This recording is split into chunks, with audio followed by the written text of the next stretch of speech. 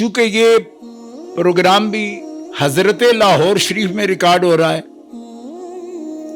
और वो कलंदर भी यहीं आराम कर रहा है बादशाही मस्जिद के सामने, चूंकि मोहब्बत की बात हो रही थी, इश्क की, कि मोहब्बत करो अल्लाह से करो, रसूल से करो, रसूल के अहले बैत से करो। और इन्होंने दरमियान में उस मोहब्बत के जिक्र खास एक हदीस का कर दिया। पहले ये सुन लो, हदीस इश्क, अल्लामा कहते हैं हदीस इश्क दो बाब अस्त करबला दमिश्क। हदीस इश्क में, हदीस इश्क यानी इश्क की बात छेड़ोगे तो दो बाब हैं इसके अंदर। कौन कौन से? एक करबला का बाब और दूसरा दमिश्क का बाब। अच्छा जी, अल्लामा साहब आप तो बड़े समझदार फैलसूफ हैं, तो आप कहते हैं कि सारी कहानी इश्क की है ही करबला और दमिश्क में? कहते हैं हाँ, ये दो बाब, जैसे इमाम तिरमिजी का बाब आपने खोला है तो इन हदीस को जमा किया है ना इमाम तिरमिजी ने, तो ये बाबे इश्क जो करबला में है ये किसने लिखा, और बाबे इश्क जो दमिश्क में है वो किसने लिखा?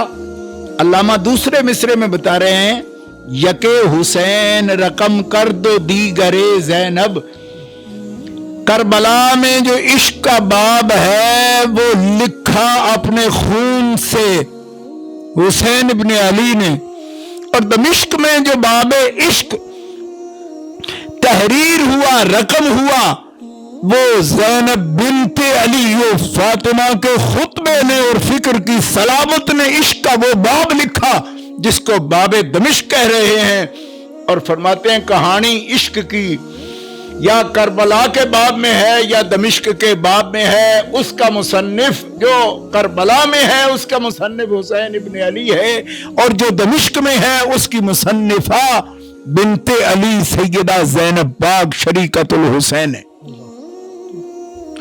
उन्होंने वो अज़्म, इस्तिक़लाल, साबित कदमी उन्होंने, और अल्लामा ही रहमहुल्लाह दूसरी जगह ये लिखते हैं कि सिद्क़े खलील भी है इश्क, सब्र हुसैन भी है इश्क। और भाइयों बहनों दिल थाम के जरा सुनना कि अल्लामा हमें क्या समझा रहे हैं। सिद्क़े खलील भी है इश्क, सब्र हुसैन भी है इश्क, और मारकाए वजूद में बदर हुनैन भी है इश्क। इश्क इश्क बहुत बंदे करते हैं, और कई शुआरा हम असर तो इकबाल रहमहुल्लाह पर एतराज भी करते हैं, ये क्या इश्क इश्क की बात करते हैं। लेकिन इकबाल कहते हैं मैं और किसी इश्क बेनिशान इश्क की बात नहीं कर रहा, बानिशान बाआयत इश्क की बात कर रहा हूं। और वो इश्क कौन सा है? वो इन पैरों का इश्क है, जिस कहानी के राइटर ही हुसैन है। इश्क की किताब का राइटर हुसैन है, और इश्क में आहा इश्क के बाब में इस्तिकामत, इस्तिकलाल। खास तौर में अपनी बेटियों और बहनों को मुखातिब करूंगा, मुस्लिम उम्मा की बहनें, हमारी बहनें बेटियां ईमान और यकीन वाली, मैं उनसे कहूंगा कि सैयदा ज़ैनब को ये खिराज तहसीन जो पेश हो रहा है,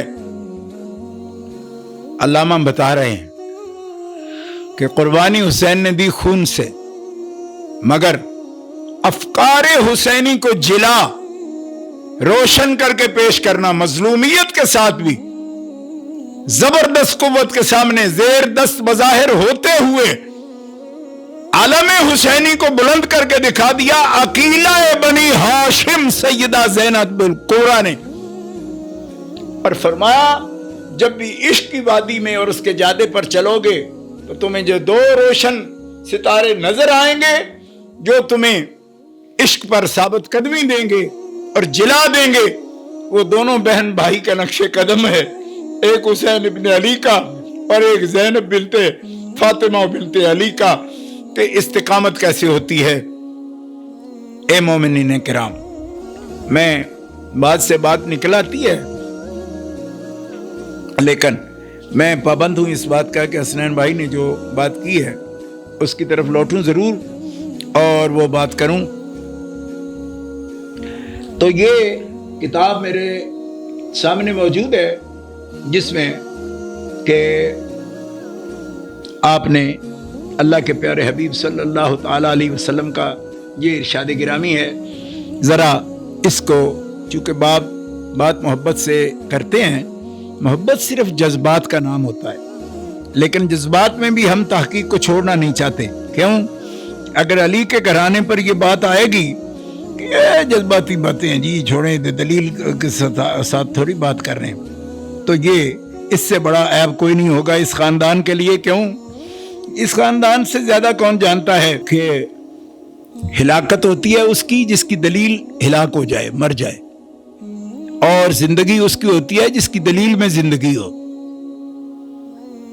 یہ کس کا کہنا ہے؟ قرآن کا. لِيَهْلِكَ مَنْ هَلَكَ عَنْ بَيِّنَةٍ وَيَحْيَىٰ مَنْ حَيَّ عَنْ بَيِّنَةٍ.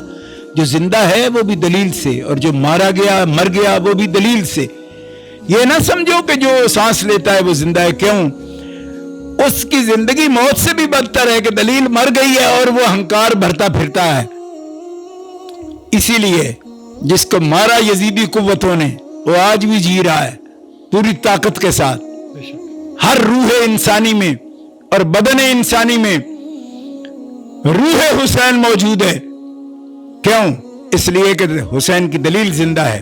جب دلیل زندہ ہے تو قرآن کہتا ہے حسین مر نہیں سکتا، کہ اس کی دلیل ایک ایک وجود میں موجود ہے، ایک ایک ذہن کو جلا بخش رہی ہے. اور یزید کیوں مر گیا؟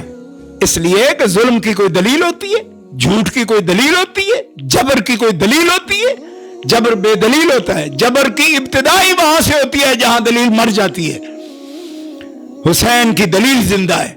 دلیل زندہ ہے تو حسین زندہ ہے، اور اس دلیل کی روشنی بعد قیامت بھی، احادیث میں ہم پیش کریں گے، بعد قیامت بھی اس کی روشنی ہمارے لیے جنت کے راستے روشن کرے گی. اس میدان میں بھی بتائے گی کہ یہ ہے حق کا راستہ.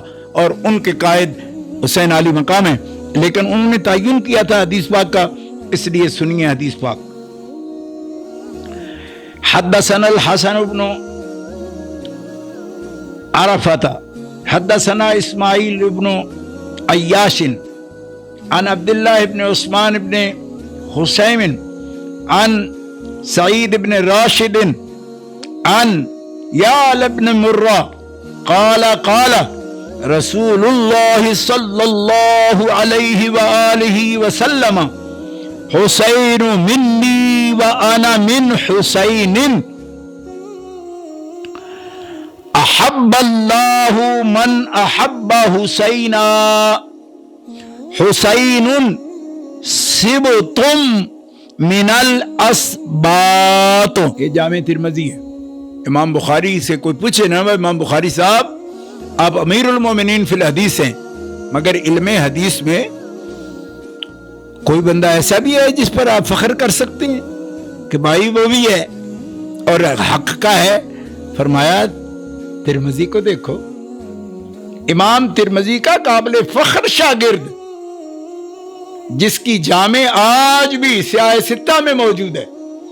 تو امام ترمذی سیاہ ستہ کا لوگ مطالبہ کرتے ہیں، ہم بغیر مطالبہ کے حاضر ہیں جناب، لڑائی جھگڑے نہیں کرتے. ہم حسین والے جو پیار سے پوچھتے ہیں، سمجھنا چاہتے ہیں، ان کو پیار سے ہی سمجھاتے ہیں. ٹھیک ہے؟ کیوں؟ اس لیے کہ آپ تو بے خواہ ہیں، درود پڑھنے والے ہیں. آپ سے کون لڑے گا، کون اختلاف کرے؟ نا آپ تو پیار والے جو محبت حسین کے رشتے میں بندھے ہیں، وہ ہمارے سر کا تاج ہے. اتنا عظیم دل ہے وہ، جس دل میں پنجتن کا پیار بستا ہے. وہی تو دل ہے جو دل کہلانے کے قابل ہے. سر بھی وہ سر کہلانے کے قابل ہے جو ان کے در پہ جھکے، اور دل بھی وہ دل ہے. دل ہے وہ دل جو تیری یاد سے معمور رہا، اور سر ہے وہ سر جو تیرے قدموں پہ قربان گیا. تو حدیث آپ نے الحمدللہ سماعت کر لی. اب میں آپ کو تھوڑا سا اس کا مطلب، اور خاص طور پر ہمارے حسنین صاحب چونکہ بڑے صاحب دل بھی ہیں اور صوفیاء سے محبت رکھتے ہیں، اس لیے انہوں نے جس بات کو چھیڑا وہ بڑی خاص بات ہے. انہوں نے یہ نہیں کہا کہ یہ حدیث किस किताब में है, ये क्या है, ये नहीं, क्या حدیث پر وہ یقین رکھتے ہیں اور مجھے یہ کہہ رہے ہیں کہ صرف اس میں یہ بتائیں کہ نواسہ جو ہوتا ہے صبت، عربی میں صبت کہتے ہیں نواسے، جو بیٹے کا بیٹا ہوتا ہے اس کو کیا کہتے ہیں؟ عربی کا دامن اتنا تنگ نہیں ہے کہ سب کو ایک گرینڈ چلڈرن نہ، گرینڈ چلڈرن نہیں، عربی میں بیٹی کے بیٹے کو صبت کہتے ہیں، تو کے ساتھ سین با اور تو، صبت۔ اچھا، اور پوتے کو کیا کہتے ہیں؟ حفید، ہا فا یا اور دال، حفید، اور پوتی حفیدہ، ہر ایک کے لیے الگ الگ الفاظ ہیں لغت عرب میں۔ اچھا، اب وہ قاعدہ جو عربی کا ہے، ہر نانا جو ہے، دادا، نانا، نانی، دادی، اس کی جو اولاد ہے نا، بیٹوں کے بیٹے، بیٹی اور بیٹی کی بیٹی یا بیٹا، ہر نانا دادا کا وہ جز ہوتے ہیں۔ یہ مطلب ہے حسین و منی کہنے کا کہ حسین مجھ سے ہے۔ کیوں؟ دوسری حدیث اسامہ بن زید اور زید بن ارقم والی، اس میں یہ لفظ بھی موجود ہیں کہ وہ میرے بیٹے ہیں۔ کیوں کہ میری بیٹی کے بیٹے ہیں۔ وہ جزئیت والی بات آپ نے بالکل واضح فرمائی۔ ہما ابن عاش، وہ دونوں میرے بیٹے ہیں۔ کیوں؟ اس لیے کہ ابن بنتی، چونکہ میری بیٹی کے بیٹے ہیں۔ تو یہ قرآن پاک سے ثابت ہے۔ چوتھے پارے کے آخری جو آیات ہیں اس میں سے آپ پڑھ سکتے ہیں کہ کون سا ان سے رشتے ہوتے ہیں۔ یہ تو ہو گیا جزئیت کا مسئلہ۔ اچھا، یہ جزئیت بھی اگر ہے تو پھر کسی صبت سے نانا تو نہیں ہوتا؟ ہاں ہوتا ہے، لیکن جو بات آپ کی بداہن سمجھ آتی ہے نا، بتاہتن، اس میں نہیں سمجھ آتا۔ نانا بھی نواسے سے ہوتا ہے۔ کیوں؟ کہ جب نواسا نانا کا جز ہوتا ہے تو جس کا یہ جز ہے وہ اس کے اندر موجود نہیں ہے، تو یہ جز کیسے ہے؟ ٹھیک ہے، اور یہ جز جس کل سے آیا ہے وہ کل سے، کل کو کہیں کہ اس کل، وہ کل اس سے نہیں ہے، تو یہ اس لیے غلط ہے کہ اسی کل کا جز تو یہ ہے، اور یہ جز کہاں سے آیا؟ اس کل سے۔ لہذا ایک مطلب اس کا بالکل واضح یہ ہے کہ جز کل سے ہے، کل جز سے ہے، لیکن یہ قاعدہ اس وقت اہل سے لوگوں کو جدا کرتا ہے جب جز کل کی پیروی میں کوئی کمی رہ جائے۔ جز کی کل کی پیروی میں کچھ کمی رہ جائے تو یہ ضابطہ چلتا نہیں جزئیت و بعضیت والا۔ کیوں؟ ہاں ایک حد تک پھر بھی چلے گا۔ کیوں؟ کہ حرمت رشتوں کی جو ہے نا وہ پھر بھی ثابت ہوگی، لیکن جو جز اپنے کل کا اتنا تابع ہو کہ وہ جز کل کے لیے بھی باعث مسرت بھی ہو، باعث افتخار بھی ہو، اور وہ کل اگر کسی فکر کا داعی ہو، ایک دین لایا ہو سچا جو اس کے رب نے دیا ہو، اور اس کی جز اس دین کے احکامات کو روشن کرنے میں ایسی تاریخ رقم کر دے کہ نانا یہ سمجھے کہ اس نے میرے دین کے مقاصد کو، جن مقاصد کے تحت رب نے مجھے دین دے کے بھیجا ہے، اس کو میری جز نے اتنا روشن کر دیا، اتنا سر بلند کر دیا، اس کو اتنا واضح کر دیا کہ فخر بن جائے وہ پوری آل ابراہیم کا، آل محمد کا۔ تو اس کو کہتے ہیں آنا من حسین، کہ جب میں پہچانا جاؤں اور لوگ دعوت دین لیں حسین کے، تبلیغ، اس کی تبلیغ سے، اس کے مشن سے، اس کے کردار سے، اس کی سیرت سے، اس کے اعتبار سے، علم حق اٹھانے سے، اس کی استقامت و استقلال سے، تو نانا پہچانا جائے جب نواسے سے بھی اب کوئی یہ خیال نہ کرے کہ دیکھو پہچان اللہ کے رسول ہیں، بڑے ہیں، تو آپ کہیں غلو تو نہیں کر رہے؟ عرفان شاہ جی، بھائی عرفان شاہ کیسے غلو کرے گا؟ میں آپ سے یہ سوال کرتا ہوں، پیار سے، محبت سے، بالکل محبت سے، خدا کی قسم میں آپ سے یہ سوال کرتا ہوں کہ جو کسی کی پہچان بن جائے، اس سے جس کی پہچان بنا ہے، یعنی ایک بندہ دلیل بن گیا کسی نظریے کے لیے یا کسی وجود کے لیے، ٹھیک ہے، اور دلیل نے روشن کر دیا لوگوں کو، تو بندہ یہ کہے یہ تو پھر مدلول سے بھی بڑا ہو گیا جی، یہ آپ کہہ رہے ہیں۔ تو میں نے کہا بچوں، سخن شناس نئی دلبرا خطا اینجاس، تم بات کو پہچاننے کا بھی ذوق نہیں رکھتے، یہ خطا ہے جو تم کر رہے ہو۔ کیوں؟ اب میرا عاجزانہ سا ایک سید مسکین کا سوال سمجھو۔ اللہ نے قرآن میں اپنی ذات کی دلیل بنایا محمد الرسول اللہ کو، والذی ارسل رسولہ بالہدی ودین الحق لیظہرہ علی الدین کلہ وکفی باللہ شہیدا۔ تو کیا کسی کو کہنے کی اجازت دیتے ہو کہ حضور کو دلیل بنائے تو دلیل کیا مدلول سے مقدم ہو گئی؟ تو پھر بتاؤ یہ بالہدی ودین الحق لے یظہرہ علی الدین کلہ، یہ دلیل کا ہے یا نہیں ہے؟ بالہدی ودین الحق کے یہ وسیلہ ہدایت نہیں ہے، تو یہ با کس کے لیے ہے؟ بالہدی جو ہے، یہ بتاؤ مجھے۔ اور ارسل رسولہ، کون؟ وہ جس نے یہ رسول بھیجا ہدایت دے کے۔ اب تقریریں یاد آ رہی ہیں اپنے استادوں کی، امام اہل سنت کی 3 گھنٹے کی تقریر یاد آ رہی ہے کہ یہ ہے رسول جو دلیل ہے اللہ کی، تو روشن کر دیا نا خدا کا دین اور توحید۔